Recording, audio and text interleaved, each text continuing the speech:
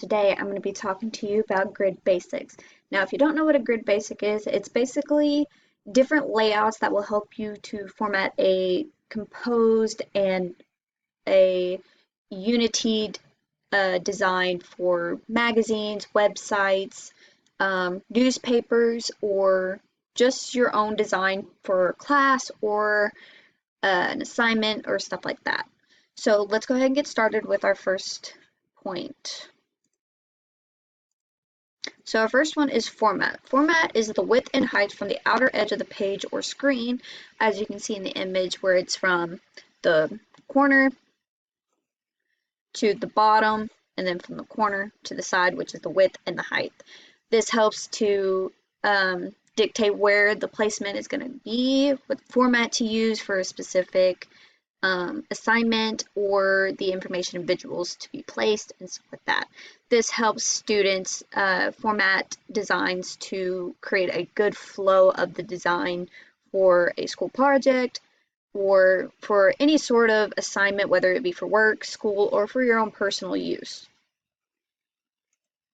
Our next one is margins. Margins are known as the space between the page's edge and the active area of the content.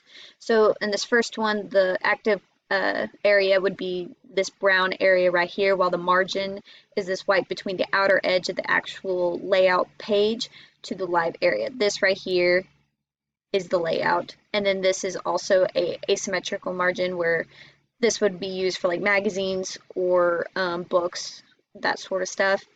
This is what the purpose is directed for the audience eyes to have the visual element to flow. Our next one is live area. Like in the last slide, I said the live area would be that brown shaded area.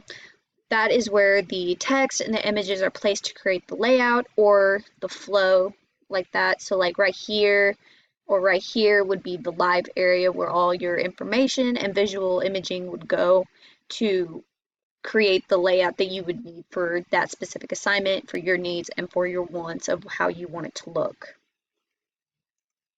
Our next one is action and title safe area. Now, action safe area is the safe area that is important moving parts should be. So right here, that is the action safe line. That is where everything inside is supposed to be where all your action of your imaging and your information goes. While the title safe area is a rectangular area where it's far from enough and from the four edges, such as the text graphics showed neatly with a margin without distortion. So the title safe area is right in here in this red box. Now, this ain't a really good representation of it, but it's basically a part of the top of the live area to where your title or your subtitle will go, so that way you have a specific set area for what you want your information to be based on. So if I was making a photography page and my title is Photography 101, then my title will be in bold up in that point where it'd be the safe area. That is just for the title. That is just where the safe area is. Our next one is trim line. Trim line is the finalized dimensions of the designer's ad. However, an artwork and photograph must extend beyond the trim size to avoid narrow slits of white on the edge of this designer's ad once it is cut off to size. So what that means is if you have an image that you want it to be based or to travel onto the next page, you want to make sure it's beyond the trim line.